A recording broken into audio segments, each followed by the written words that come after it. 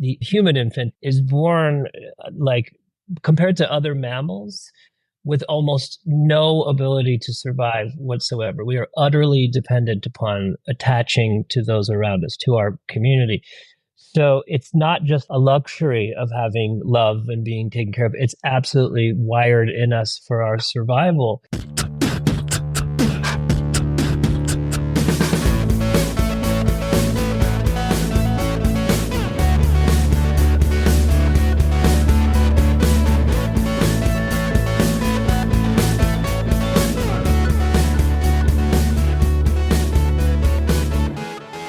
Hello, my LGBTQs, and welcome back to another episode of A Jaded Gay. I'm Rob Lovelace, and today I am a jaded gay because I got into a little bike accident. So, as you may remember, a few weeks back now, I talked about how I sold my car because I'm not driving as much in the city, and that I opted to get a bicycle because it's just more economical for me. It makes sense. It's better for the environment. Plus, I'm getting a great leg workout. So yeah, I've been enjoying that, and mainly I just bike to and from the gym every day, and it's about a mile each way, really easy bike ride, love it. But when I was leaving the gym, so they have a bike rack right by the front doors there, so you can just put your bike there, lock it up, you're good to go. Did my workout, great, no problem. I'm going to leave, and as I'm leaving, I unlock my bike, put my lock away, get all packed up, get my helmet on, ready to go. I start walking my bike toward the end of the sidewalk, so that way I can lower it onto the actual pavement and start biking away. I don't know what happened. I think I tripped over my foot, but somehow I lost balance of the bike, and the bike fell over onto the sidewalk with me falling on top of it. And this happened in front of everyone. Like the gym I go to, there are giant glass walls by the front door that just show right into the lobby. So I'm sure everybody saw literally just me. It was like Mean Girls when Gretchen Wieners falls right on top of Karen Smith. That was me on top of my bike. And my leg was all banged up, but like I tried to like pedal away as fast as I can because I was so embarrassed. I didn't want anybody to see. So I'm pedaling away and I'm stopped at a red light and I look at my leg and it's like bleeding. There's a few scrapes and a bruise. I took a picture of it to send to my friends to show them what happened. But I mean, the silver lining was in that picture, my leg was looking juicy. So silver lining. But yeah, if you're biking out there, be careful. And maybe if you're somebody clumsy like me, don't jump right into bike riding right away. But what can you do? Anyway, from physical tumbles to emotional tumbles, today I am excited to have a very special guest on to talk all about gay men's mental health. And obviously, this is an overarching theme we talk about in every episode, whether it's topics about emotional unavailability, vulnerability, internalized homophobia. I mean, it's pretty much in every episode, just cue Jamie Lee Curtis saying trauma over and over again. But today we actually have a prominent psychologist who identifies as a gay man himself, who really is able to empathize with his clients and understand the struggles gay men go through. So I'm very excited to bring him on. But before we do that, let's pull our tarot card.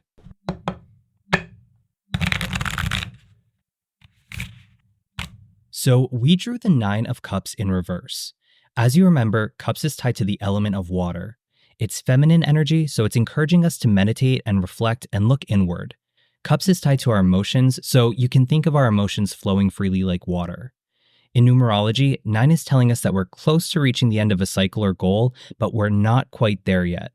And while we should recognize and celebrate what we've achieved and what we're about to achieve, the 9 of Cups in reverse is telling us that we might be overindulging in life's pleasures. Maybe we became too comfortable knowing that we are so close to achieving something, so we started to slack off. Remember, nothing is guaranteed and nothing worth earning will be handed to us. We need to put in the work. So this card is letting us know that we need to take some time to reflect and get back on track to what we're looking to achieve. And also, sometimes we think that once we achieve something, we'll feel good about ourselves. But once we get to that point, we realize that we still feel like we're missing something.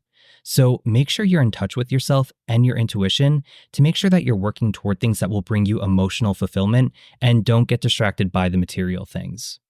And with that in mind, I am very excited to introduce our next guest. He is a prominent gay psychologist and recent author of Boy from the North Country. Please welcome Dr. Jason Durant. Hi, Jason. How are you today? I'm doing great. Thanks for having me on. Of course. Thanks for coming on. I think this is a really great topic that we're going to be talking about since almost every podcast episode has some tie into mental health. So, very important to discuss. And your book, which we'll get into as well, is a great immersion into mental health within gay men, especially from a first person point of view and your own personal experiences. So, I'm jumping ahead. We're going to get to all of that. So, to kick it off, can you tell us a little bit about yourself, how you identify, your pronouns, your career, all that fun stuff? Well, really identify as a gay man, and he, him are my pronouns. I'm a clinical psychologist in New York City, and I'm out as a clinical psychologist as well. Most of my clients come for that reason. So it's a big part of my personal identity, but also a big part of my professional identity as well. And then I like to ask all my guests today, are you a jaded or non-jaded gay, and why? Well, it's funny. I was texting with a friend just before we came on, and I said, I got to go. I'm going to record a podcast. And he said, what is it? And I said, a jaded gay. And he said, you'll fit right in. So depends on who you ask. I don't know. I tend to be pretty optimistic, I think. I have my moments of frustration and cynicism. I live in New York, after all, and it's sort of part of the brand. But mostly I stay pretty optimistic about the future and about believing in good things and that kind of stuff. And I think now more than ever, we need that optimism. So it's always nice to have a non-jaded gay on a jaded gay. So that being said, let's get right into the episode. You talked about upfront a little bit your career. Can you share a bit about your background and what led you to become a psychologist? Well, the book Boy from the North Country is really a memoir about my growing up in upstate New York, which is a very remote and rural. Well, it's interesting because it's actually less than an hour from Montreal, but culturally, it might as well be a continent away from any kind of urbanity. It's a very rural farming community. And, as a kid, I think I sort of had that role in my friend groups a lot. I had a lot of girlfriends who would talk to me about their problems, and even some of the adults. So I think it was kind of just a natural thing that I always kind of knew in the back of my mind that people saw me in that way, maybe as an empathetic listener, or maybe even as having some insight, which I think maybe a lot of gay men relate to. Just we are always on the outside looking in. So we kind of have an ability to see things that maybe when you're in the middle of it, you can't see. Gay men are very good at seeing the forest for the trees. We know what's going on simply because we're often on the outside and we're watchers. So I think those two things kind of came together for me, and it seemed like a natural fit.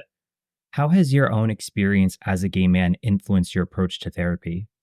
It's inseparable, really. The book is really a detail of my healing experience, which, I had some difficulties in childhood that maybe were unique to me, but for the most part, I think it's about me as a gay person in an environment that wasn't supportive of my development and growth, and finding my way to healing. And so as I work as a clinical psychologist, most of my clients are gay men and on the west side of Manhattan.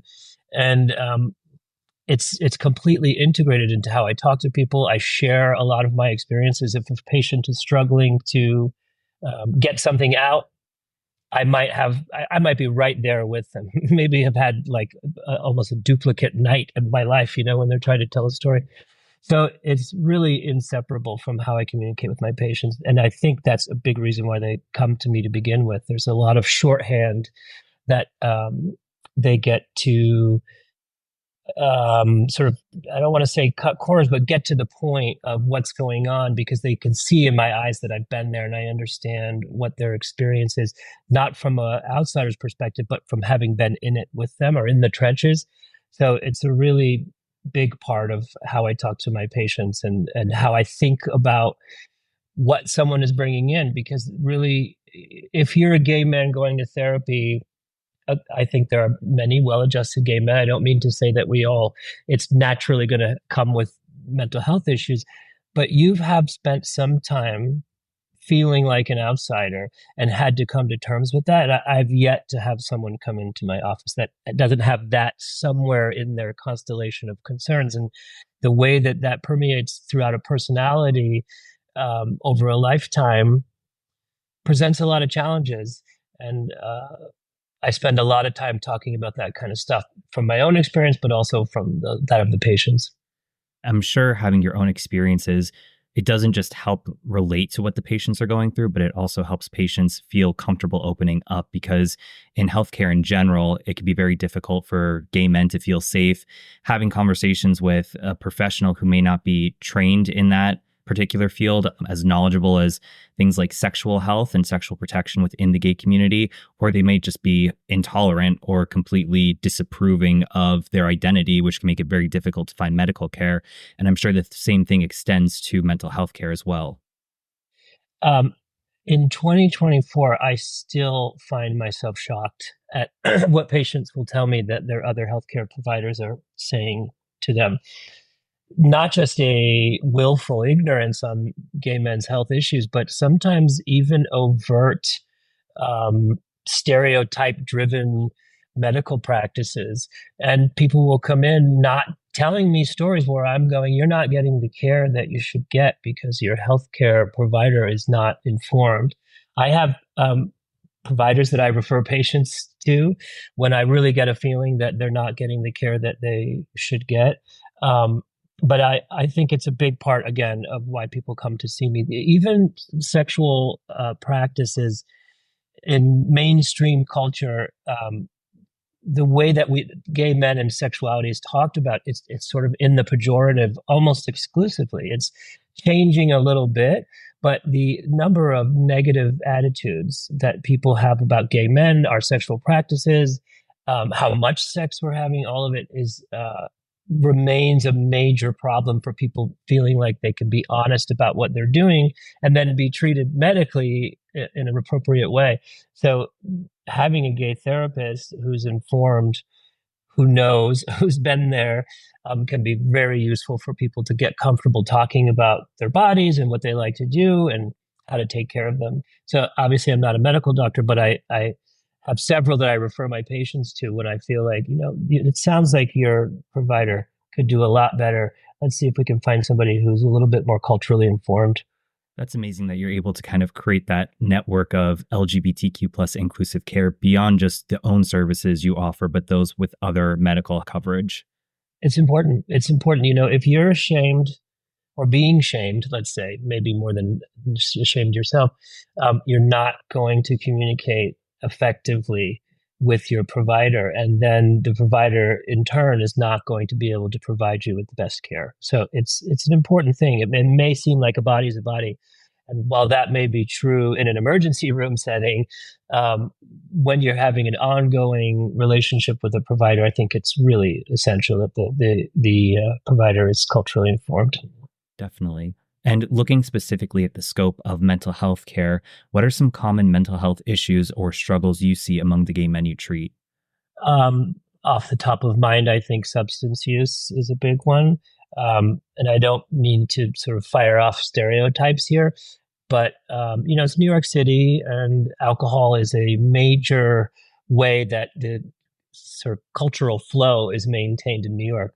Want to get together? Let's have a drink. It's sort of built in the way that people communicate. And nightlife is a big way that gay men find each other. Yes, there's the apps and that kind of thing. But in terms of community spaces, nightlife remains one of the biggest places for gay men to get together. And alcohol and drugs are a big part of that. I think it has to do with the cultural factors associated with New York. But I think there's also gay culture can be competitive and can be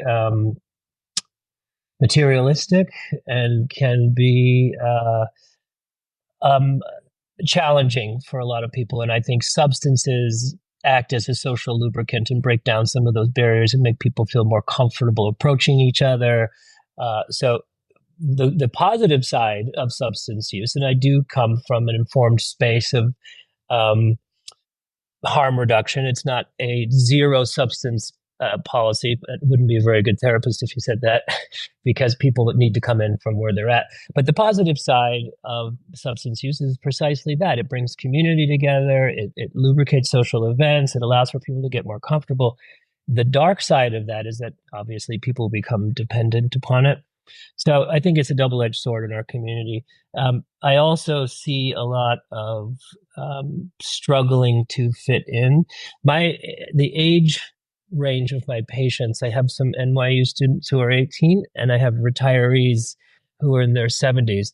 And the gay community has not warmed up to welcoming its seniors the way that it should. And so the older guys will come in talking about feeling invisible and saying that there are no spaces for them, or if they go to a certain club night, they feel like they're being watched, like they're not supposed to be there. And some of the younger guys feel sort of taken advantage of or not taken seriously. Guys in their college years and 20s will often tell me that they feel as if the men who are sort of running the show in their 30s and 40s treat them like kids and or as sexual objects. And so I talk about a lot of that kind of stuff too. Talking about some of those themes, substance abuse, not feeling like they fit in, do you think that there is a root cause of that from growing up gay or any kind of gay trauma encountered in childhood or adolescence? Sure. I mean, how do you not get a chip on your shoulder? If you grow up feeling like an outsider and feeling unwelcomed, so much of human relationships is tribal in the sense that, the infant, the human infant, I should say, is born like with compared to other mammals with almost no ability to survive whatsoever. We are utterly dependent upon attaching to those around us, to our community.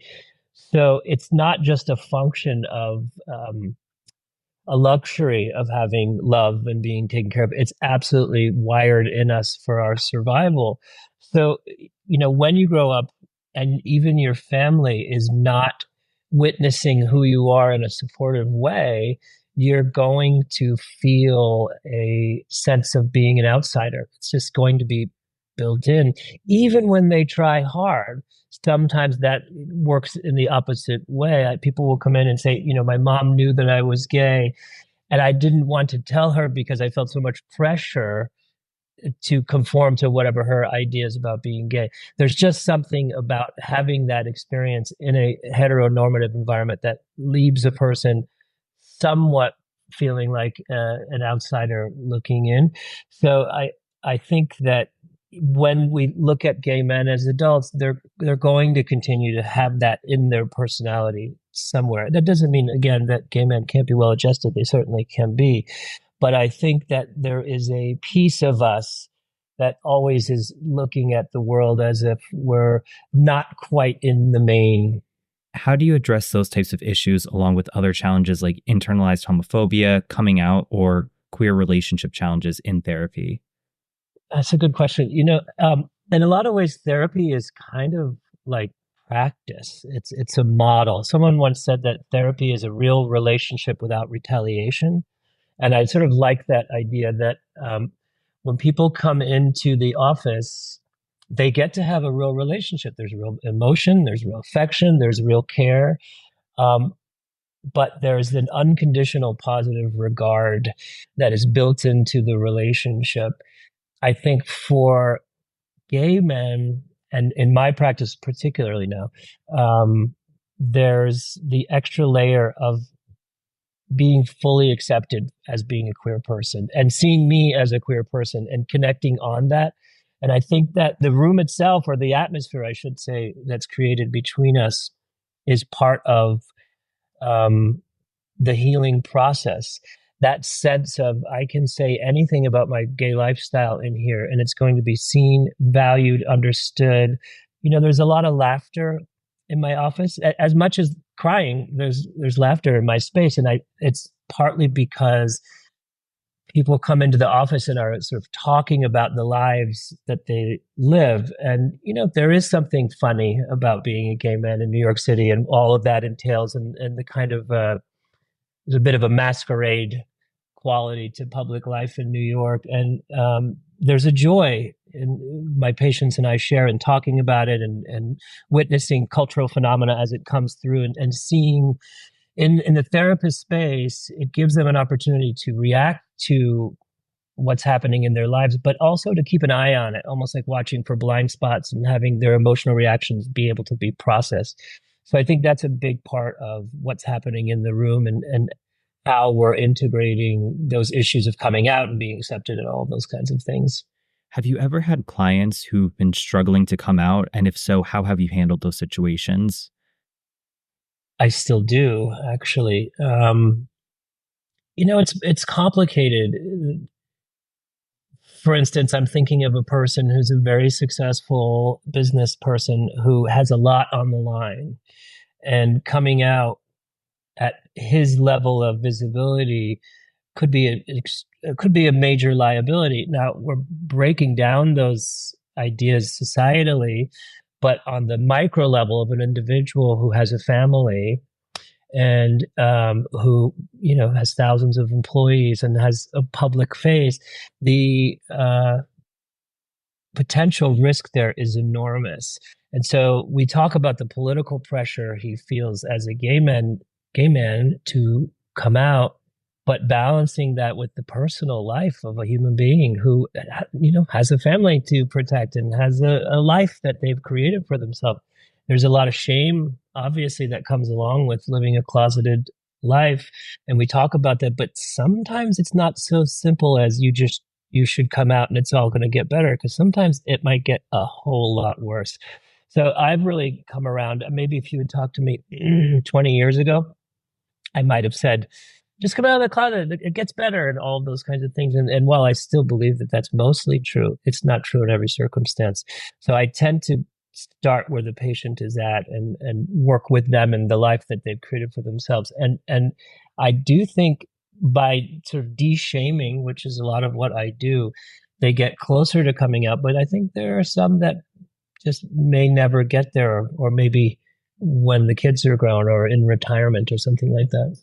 You mentioned the political pressure placed on some gay men in certain situations, such as a corporation where they work at, but also in the general sense, politics does play a role in our LGBTQ plus existence.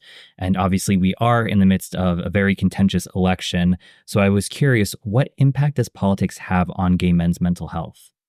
Well, I remember the day that Donald Trump was elected.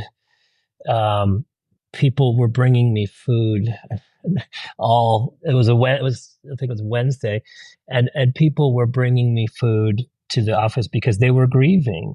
And I think that and we can get into Democrats versus Republicans and all that kind of stuff, but I think that for gay men, we feel often that our futures or our livelihoods or our ability to be functioning in society is tied to these political trends. I mean, there are people more in one party than the other who would just as soon eliminate gay marriage, for example. So like our futures or our ability to feel like successful functioning members of society often is tied to these political conversations. So it's not an abstraction for most gay men. And New York is a certain kind of place, right? So the people who are there are particularly informed. So there may be a bias there just in terms of geography. But I do feel it deeply that, we worry that the wrong people with the finger on the button, and I don't necessarily mean the nuclear button, I mean the button of what we're allowed to do, how we're allowed to express ourselves, could change our lives in negative ways. So it's a pretty potent conversation in my office. A lot of therapists have a no politics rule, but that would be impossible. It's sort of easy for you to say. It's a privileged position to say no politics when you're talking to gay men all day who are worried about whether or not their marriage is going to be protected, or the children that they have just adopted are going to be protected, or a trans person who's transitioning, or even just has a cousin in one of the southern states where they're passing laws, banning gender affirmative care. That's real. It's a real political consequence that impacts people's lives. So it's a big part of our conversation in my office. We're talking about gay men here, but obviously politics affects overall LGBTQ plus umbrella for issues such as gay marriage, healthcare, things like that. There's additional layers where politics can negatively impact other marginalized communities based off of their race, gender, or socioeconomic status. So how do you approach therapy when a client's LGBTQ plus identity intersects one of these other identities as well? again, therapy, there's a general way of talking about therapy, and then there's the individual experience of therapy. And I tend to start best I can with each individual and their particular circumstances. We all have multiple identities, right? We all are somebody's brother, or somebody's gay uncle, or we go home to a family who maybe are conservative Christians, or so it yes, there are these larger conversations about race and gender and those kinds of things, and they're important to stay informed about the larger discussion that's happening. And obviously, right now we're in a time where those discussions are happening at a pretty rapid clip. So I try my best to stay informed and to stay culturally in tune, so that I'm not, speaking from a dated perspective. But at the end of the day, when a person comes in, we talk about what's it like to be a person of color in the New York City gay bar scene, which is, if you go up to Hell's Kitchen, most of those bars are predominantly white people. And so what is that experience like? Or what is it? Some people will come in and say, four of my Black friends went to bar X. I won't mention any names. I don't want to get anyone in trouble, and weren't let in. And we had an assumption that it was because we were Black, but there's no proof, there's no documentation. But walking away with that feeling is a pretty traumatizing experience. So we talk about those things culturally, yes, but really on an individual level of what is your experience and how do we process the shame or trauma or those things that come along with it. What role do you believe community plays in mental health for LGBTQ plus people? It's another one of those dialectics that we have to balance. On one hand, that's where we found each other. If we go back to like the 1940s, the hotel bars like in San Francisco and New York, where the Navy guys would get up, that's where they found each other, right? So being in community is a huge part of how we as gay men relate to each other. It's how we get to know each other. It's how we know what to wear, what not to wear. I mean, there's so much about being in these public spaces that are essential to us forming community. And I personally think that, again, just going back to kind of where I come from as a clinician, the tribal nature of the human experience of feeling a part of some kind of group that takes care of you is essential to good mental health. So, on one hand, that visibility and being seen and connected and related to is essential. The shadow side, as maybe Carl Jung would describe it, is that we bring that shame into public spaces. Thinking about the Velvet Rage here a little bit, there is that masquerade experience that is part of the gay world or gay culture. And if you're feeling outside of that, it can be very painful. First of all, it can trigger experiences of our birth families, which is sort of like a re-traumatization. And it also comes with the extra sting of, I thought this was going to be a safe place for me emotionally. And, when no one's talking to you in a nightclub full of shirtless torsos, you go home with a certain kind of feeling about yourself. And that's the dark side that I don't think publicly talk about, that particularly in New York, where body culture is such a big thing. If you go to an Equinox on like a weekday evening, it's full of gay men who are all, prepping themselves for being seen in the community, and bodies that don't fit in can feel marginalized and rejected. And that's the dark side, that community doesn't, in my opinion, do enough to make sure we're reaching out to different body types, people of color, people of different socioeconomic statuses, all of that kind of stuff. Disability status is another one that gay men, we're not as good as we should be in terms of making sure everybody in our community is taken care of. It sounds like we might need to find our community within the community, because what was previously communicated to us as what community was is not a one size fits all. Yeah, that's a really great point. And I talked to a lot of guys who haven't been able to find that community within community and are looking at that larger macro community, trying to, go up to one of the bars in Hell's Kitchen and just find friends there. And it doesn't always work that way. And people will feel lonely because they haven't been able to find, again, that tribal idea, haven't been able to find that group of people who are there for them, their ride or dies. Can you share any recent advancements or findings in LGBTQ plus mental health that you find particularly relevant? I was just reading an article. Again, I talk about substance use a lot, and I'm not trying to stereotype gay men, but it is a big thing. And I was just reading an article about how ketamine is being found to essentially interrupt the creation of synaptic architecture around memories associated with alcohol. So basically, this study, what they did was they gave them a beer, talked about these positive associations they have with drinking. This was for alcoholics now, and then gave them an intravenous dose of ketamine. And what they found is after one treatment, these people 9 months later were still drinking half of what they were before this treatment. And I thought, okay, so it's one study. One, what do they say? One swallow doesn't make a summer. But it, to me, was very encouraging that we might be on the verge of understanding how are these memories consolidated, and is there a way to get in there and block that positive association so that the person, what cravings are driven by that. They're driven not by how you feel when you're hungover. They're driven by how you feel when it's like, wow, I'm confident and disinhibited and all that.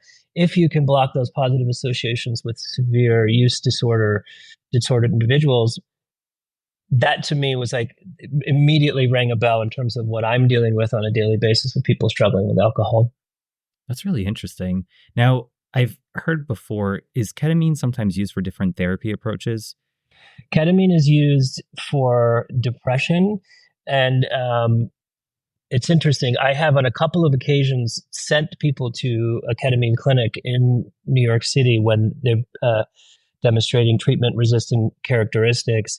And some people have come back and said,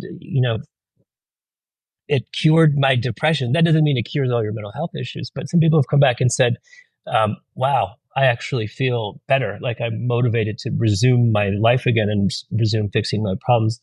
I know that there's good research that supports ketamine as a treatment for depression. And I do know they're also using it for some anxiety disorders, but I don't have as much familiarity with the topic.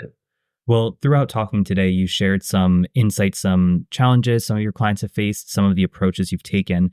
Can you share a success story and obviously maintaining confidentiality where therapy had a significant positive impact on a gay client? The old saying is therapy is a treatment you don't understand for a condition you don't think you have. So it's all very subtle.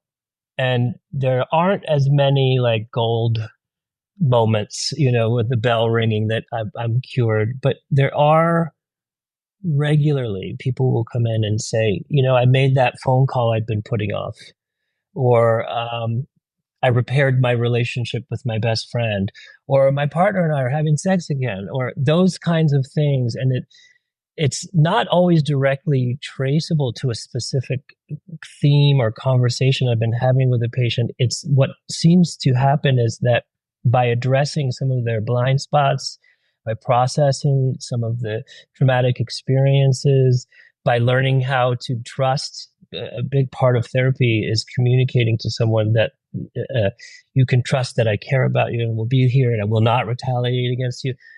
Having those kind of experiences for some people are curative in the sense that they go out and into their lives and begin to have healthier relationships. So that's really when I'll walk away going, I think I had a hand in that, when someone will come in and talk about some of their relationships beginning to improve and seem more healthy. We touched upon this earlier on, but in addition to your day job, you recently added author to your resume. So can you tell us about your book, Boy from the North Country? Yeah, Boy from the North Country. It sort of was like a pandemic baby. My partner and I, we lived part-time upstate, about 2 hours from New York City. And like everyone else, there was nowhere to go. And So I had a lot of time on my hands, and I was basically like, I'm either going to like drink too much Sauvignon Blanc, or I'm going to come up with a project that like keeps me focused and gives me something to do with all of these hours of um, free time. So I just took a couple of essays that I had written previously, and sort of read through them, and I thought there's a theme here. I'm telling my story from the lens of a psychologist. And the book really came out of that idea. It's really my story growing up in rural upstate New York on a farm and sort of meandering across the country. There's a lot about the Grateful Dead in there and living in San Francisco and then moving back to New York after grad school and starting my practice. But it's really the story of how one gay man finds a way to love himself and to let other men love him. And I think though the details of the story are obviously unique to me, I think there's kind of a template there that anybody really, not just gay men, can relate to, but particularly gay men who grew up in environments that weren't supportive of who they were at their core. And it's one story about one person finding out that they're lovable and that they can love other people. Reading through it, a lot of the book resonated with me. I'm sure it will resonate with a lot of the gay readers out there. But one line that really jumped out to me was on page 138. You write, "Falling in love with a man who could never love you is never going to go smoothly." And this is something I've experienced, especially when I first came out. And it's interesting because I've been transcribing some older podcast episodes, and I recently transcribed one from January of 2023 called "Are You Emotionally Unavailable?" And I forget who said it, but one of the articles that I cited in that, the author said something along the lines of, falling in love with an emotionally unavailable man is one of the worst things you can do for your mental health. And I think it's a trap that so many gay men seem to fall into at some point in their dating journey. So why do you think that is, and what kind of impact can this have on a gay man's mental health? That's a big one. Um, there could be a book about that one sentence there. I mean, I have experienced it multiple times. In fact, my earliest relationships were sort of a string of those experiences. Almost every client that's come into my office and going on 15 years in private practice has at least one or two stories about that experience. And I think there's two pieces to it. I think as men, emotional unavailability is kind of trained into us a lot of the time. We're not supposed to be vulnerable. We're not supposed to be allowing ourselves to be impacted. We can't appear too caring. So there's that side of it. And then there's the side of us who maybe is a little desperate to be loved, but isn't quite ready. So finding someone who's doing that emotional unavailability thing sort of fits the bill. It feels like love because maybe we grew up feeling that love was always a little unrequited. And I think a lot of gay men relate to that just because of the nature of being in the closet and the shame and all of that. We find people, and it's a little bit sad when you think about what's going on there. I think a lot of the time is we're actually afraid to really be loved. So we seek out these relationships with people who are not able to do it for one reason or another. Maybe they're not in love with us. Maybe they're heterosexual. Maybe they're just not that into you, whatever it is. And then we find ourselves repeating all of that self-loathing and re-traumatizing ourselves. And it's very impacting because people will talk about being in those kind of situationships or even delusionships for years. And it affects their performance, it affects their self-esteem, it affects their productivity. I mean, it's a pretty serious and under discussed topic. I'm not saying it's unique to the gay community. I'm just saying it's very common in our community. Obviously, that's pretty heavy. And like you said, there could be a whole book on that itself. But specifically looking at Boy from the North Country, what do you hope that readers get from that? If there was like a top line takeaway, this may seem a little heavy, but I mean it in the most optimistic way. It's that no one is coming for you. And holding on to that fantasy, I think, is part of why we find ourselves in these relationships that re traumatize us. We have to, every one of us, has to take ownership over whatever trauma was dished out to us because we are gay, or for whatever other reasons might have been. People experience trauma in all kinds of circumstances. But at the end of the day, the longer we wait for someone to fix it, or we fantasize about, oh, come next Monday, I'm going to take it all seriously, nothing will change. The human is a pattern driven creature, and we will just continue to repeat patterns until we say, okay, this sucks. Whatever got handed to me was not kind, it was not loving, it may have been full blown traumatizing, but it's mine. And my character is not in spite of that stuff, it's because of it. It is the soil on which our personalities emerge, and finding a way to make a relationship with that. And it might be therapy. Some people have spiritual experiences. Finding a way to make peace with that, take ownership of it, and find a way to be proud of it. That's what I really want people to walk away from. That in all of us, there is a natural tendency, a libidinal drive to live and to be free. And you can't really tap into that as long as you're waiting for someone to fix your problems, or blaming other people, or feeling like a victim. And you may have been victimized. I don't mean to suggest that real victimization doesn't happen. But at the end of the day, it's still yours. And there's something really beautiful about making peace with who you really are that I think drives character development in a way that I think results in a healthier personality. I love that answer, because with the podcast, my closing tag here is every day is all we have. So you've got to make your own happiness, because I think a lot of us fall into this trap that if we find love, if we find money, if we find success, then we'll be happy. But I think sometimes we might fall into the trap where we think eventually those things will be, I don't want to say handed to us, but they'll kind of just fall into place. Whereas we need to take the steps and take the work to get there. And at the end of the day, we might be all we have. So we need to make sure that we're taking the steps to, we want to be loved. We can't just swipe on any app and go out with the first person that talks to us hoping they'll love us. We need to make sure we're taking care of ourselves to attract that right kind of love in. Same thing with money and success. We need to take the steps, make sure that we're balancing what we're working towards and our own mental health to start building up to achieving those goals. So I love your answer that we are all we have, like you said. It's an act of love. And I think, at the core of my practice, the book as well, money, career, love. If you're not healthy, and by that I mean if you don't really love yourself and see yourself as valuable, all of those things are eventually going to just fit into your pattern of whatever problematic choices. That's just the nature of human being. When you see yourself as lovable and begin to treat yourself as lovable, and that could mean better managing your substance use habits. That could mean better self-care. That could mean going to therapy or yoga or church if that's your thing. But until you begin to see yourself as lovable, I don't really see how you can relate to all those other things you're talking about: success, love, finance, in a healthy way. I just don't see it, because we're driven in a lot of ways by the things that we don't see.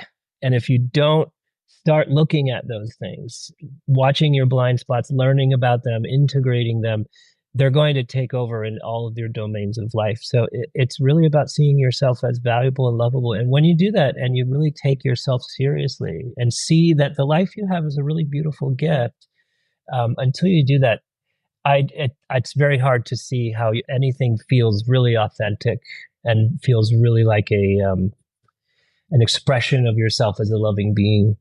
And connecting it back to the tarot, 9 of Cups in reverse, like Dr. Jason and I discussed, we as gay men need to put in the work to being the healthiest version of ourselves.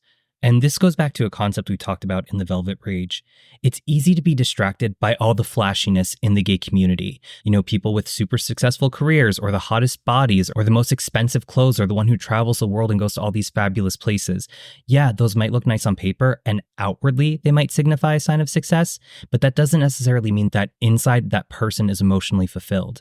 And as gay men who experienced quite a bit of homophobia and heterosexism growing up, Odds are we may view these outward signs of success as a means of obtaining validation from others. But like the tarot tells us, sometimes we think that once we achieve that thing, we'll feel complete, but once we do, we still feel empty. And I think that's a perfect example of how we can get distracted by materialism. Just because we might look the hottest or have the best clothes or the best hair or this or that, it doesn't make us happy and it doesn't make us feel complete.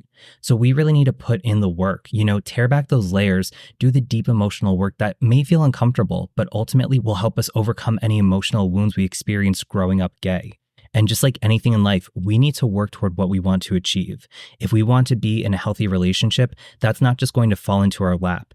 We have to make sure we're being the healthiest version of ourselves, so that way we can attract healthy people inward. If we want to succeed at a career, we can't just apply for a job and hope that we get it. We have to impress in the interview. And once we get that job, we need to show up and really put in the work. And just like our mental health, just because we might be aware, oh yeah, this thing is a trigger for me, that doesn't mean that it's going to just go away. We can't just excuse any bad behavior we may display because we're saying it's coming from a place of trauma. We need to put in the work to overcome those things. So that way we're not just becoming a healthier version of ourselves, but we're also putting healthy energy out into the LGBTQ plus community. Well, Jason, thank you so much for joining us today. This has been super informative and a really important conversation to have.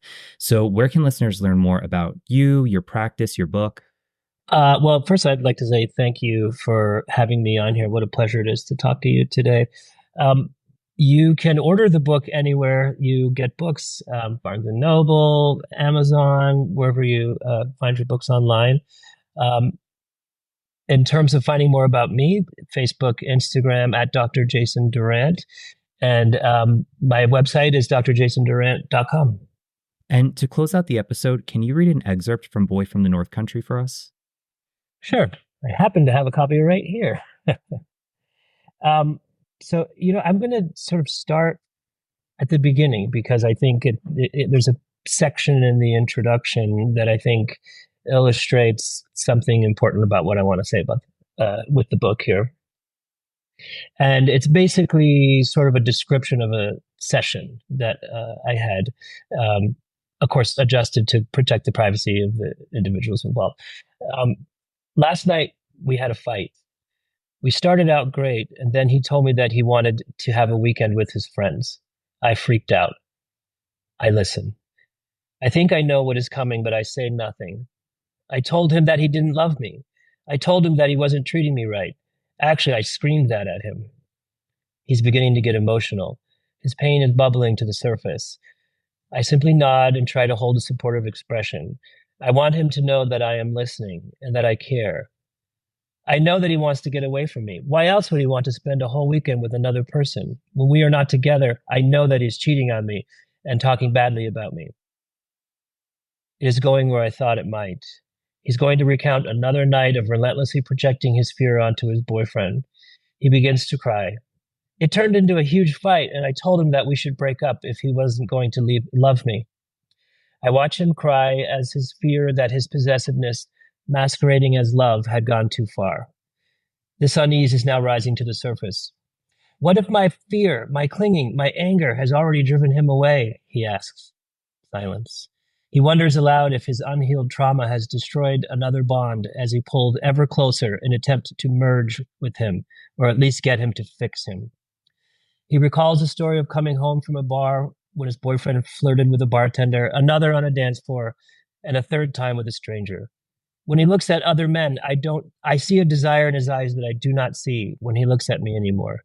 His face is lifeless. Tears stream down his face. His eyes remind me of an actual boy and not the man I have been working with for years. More silence. I wonder if he's right. After all, this is at least the 10th time he has told me a story of an evening out with his long-term partner that has ended this way. One time was when he looked into the phone of his boyfriend while he was in the bathroom. He found Grindr, the gay sex app. In a rage, he demanded to know why his companion of several years would need a hookup app. Offended by the intrusion, his partner left him at a Brooklyn gay nightclub. Another time, his boyfriend had come home late and smelled of an unfamiliar cologne. That night, things got physical and the police were called. In another incident, a failed three-way resulted in overturned furniture, a drink in the face, and a week's separation. I wondered if he was right. Maybe this time things had gone too far. I read this because it's sort of a pretty good example of what we talk about in my office, the kinds of unhealed traumas and how they repeat themselves in relationship. Now, in this particular case, a lot of what the client was saying was projection. It's based on his fear. Um, I think that the book is really about trying to expose those blind spots and trying to get into a place of saying, it's okay that you're having these emotions. Let's get them out here. Let's look at them together and let's figure out where they're coming from and see if we can come up with a different way. Thank you for sharing that. And again, for the listeners out there, that was an excerpt from Boy from the North Country by Dr. Jason Durant. So after this episode, go out to your nearest bookstore, go online, buy it. You're going to love it. Thank you. Definitely take the time to learn more about Dr. Jason Durant and check out his book, Boy from the North Country. And don't forget, the podcast award ceremony is going to be held Monday, September 30th at 8 p.m. Eastern Standard Time. And A Jaded Gay is up for the LGBTQ plus category. So make sure you tune in. It's going to be streamed live on podcastawards.com. Wish me all the luck. Keep your fingers crossed and let's see what happens. And as always, you know the drill. If you have any questions or feedback for myself or Dr. Jason Durant, please feel free to reach out to me at rob@ajadedgay.com. For more information on the episode, Dr. Jason Durant, links to merchandise, social, blog posts, all that fun stuff, you can visit the website, ajadedgay.com. Please remember to rate, review, and subscribe to the podcast. Greatly appreciate all the positive feedback. You can also connect with the podcast on Instagram, TikTok, SoundCloud, and YouTube at A Jaded Gay Pod. You can follow me personally, Rob Loveless, on Instagram at Rob_Loveless. Also, if you're feeling generous, you can support the podcast on Patreon for as little as $1 a month. That gets you instant access to episodes ad-free a day early, plus exclusive monthly bonus content. If you sign up at the $3 or $5 tier, you get a fun t-shirt, and at the $5 tier, you get a personalized shout-out from yours truly. What's not to love? But if you're scared of commitment, don't worry, I get it. You can do a one-time donation on Buy Me a Coffee for any dollar amount, and both of those are at A Jaded Gay Pod. And remember, every day is all we have, so you gotta make your own happiness. Bye!